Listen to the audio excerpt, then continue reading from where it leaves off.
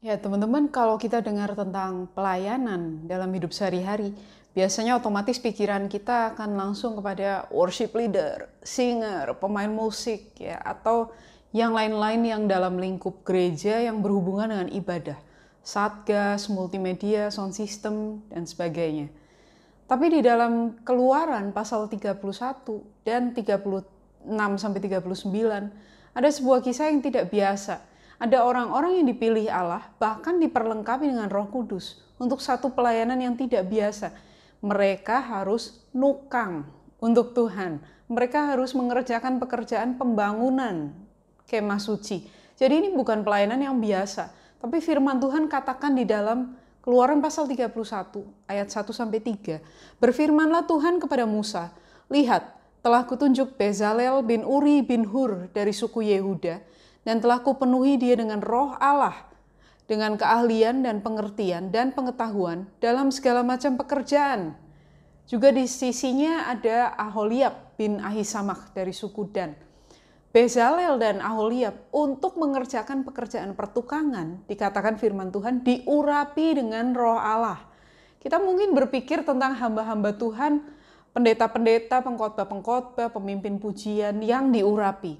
Tapi pernah nggak sih dengar tukang diurapi oleh Tuhan? Jadi ini sesuatu yang baru. Lalu dalam firman Tuhan,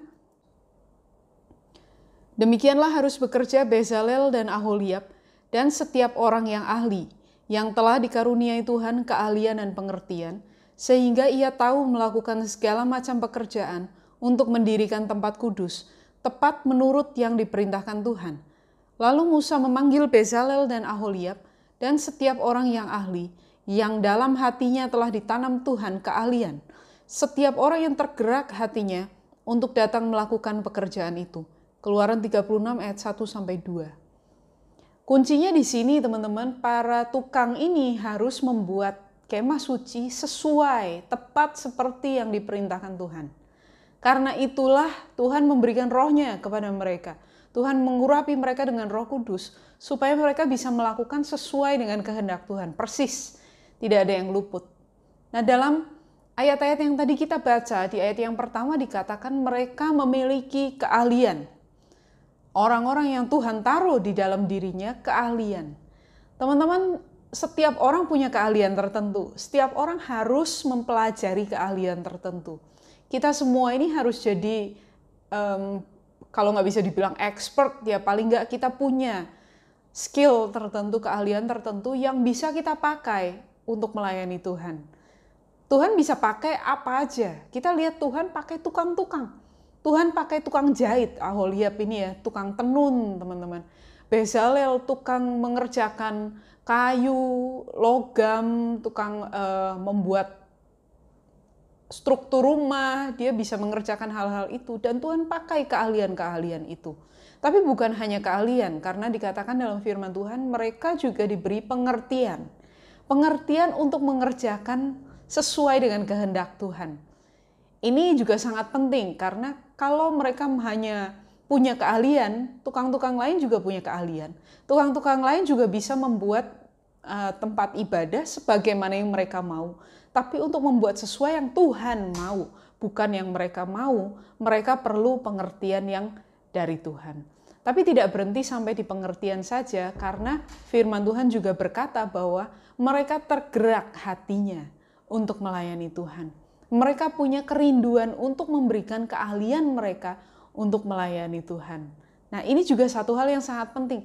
Karena tanpa kerelaan untuk melayani Tuhan, orang tuh nggak akan dengan senang hati melakukan apa yang bisa mereka lakukan untuk Tuhan. Teman-teman, ini merupakan satu prinsip buat kita. Apapun yang bisa kita lakukan buat Tuhan. Pertama, kita punya keahlian.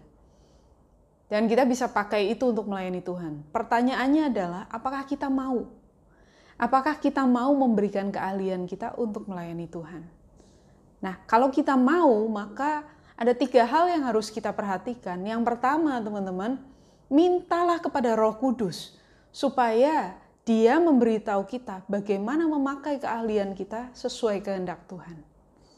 Banyak orang hanya mengerjakan apa yang mereka kerjakan untuk Tuhan tanpa pengertian. Nah, kita nggak mau seperti itu.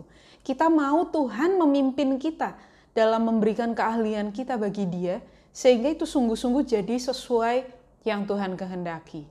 Minta pimpinan Roh Kudus. Kalau Bezalel dan Aholiab saja perlu pimpinan Roh Kudus untuk nukang, kita juga perlu pimpinan Roh Kudus untuk segala hal dalam hidup kita. Semua yang kita lakukan. Ada yang punya keahlian masak, ada yang punya keahlian nyetir. Kalau nyetir itu sangat umum sampai nggak bisa dibilang keahlian ya teman-teman. Tapi seorang teman saya dulu memakai kemampuannya untuk nyetir itu untuk antar jemput orang ke gereja, antar jemput orang ke komsel. Dan karena apa yang dia lakukan, maka banyak orang, teman-temannya bertumbuh secara rohani. Ini orang yang memberikan keahliannya untuk melayani Tuhan. Dan kita harus minta pengertian dari Tuhan. Roh Kudus menunjukkan pada kita apa yang harus kita lakukan.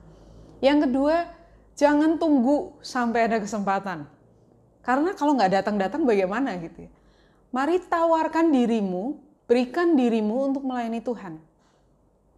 Dalam pengalaman saya, setiap kali saya pindah ke kota yang baru, saya berjemaat, saya akan kasih tahu kepada koordinator atau kepada pemimpin pelayanan di situ atau kepada ketua komsel, saya bisa pelayanan, saya bisa main musik, saya bisa menyampaikan firman. Di mana saya dibutuhkan, saya ingin melayani. Kalau itu sudah ada orang yang mengisi, saya bisa bawa jajan untuk di komsel. Saya bisa lakukan hal-hal yang lain, saya bisa siapkan barang-barang, saya bisa ikut beres-beres. Saya bisa melakukan apa aja yang bisa saya lakukan untuk memuliakan Tuhan. Jadi berikan dirimu, tawarkan dirimu, jangan tunggu diajak oleh orang. Dan yang ketiga teman-teman, kalau kita sudah melayani seperti yang dikatakan oleh Paulus kepada Timotius, tunaikanlah tugas pelayananmu. Jangan berhenti di tengah jalan karena jengkel sama orang lain. Jangan berhenti karena capek, karena bosan, jangan teman-teman. Tapi mari kita tuntaskan. Seperti Bezalel dan Aholiab bekerja sampai kemah suci berdiri dengan sempurna. Kita juga harus melakukan bagian kita. Sampai Tuhan puas dengan apa yang kita lakukan. Sampai kita tahu, ya sudah cukup yang saya kerjakan ini. Karena hidup saya sudah selesai. Karena waktu saya di kota ini sudah selesai. Karena saya harus pindah ke tempat lain. Karena saya sudah nggak bisa lagi, nggak punya tenaga lagi untuk melayani di sini. Pada saat itulah baru kita berhenti dan kita serahkan pelayanan kita kepada Tuhan. Tapi sebelumnya, mari tunaikan tugas pelayananmu. Apa yang sudah dimulai, jangan berhenti di tengah jalan, tapi selesaikan dengan sempurna. Tuhan Yesus memberkati.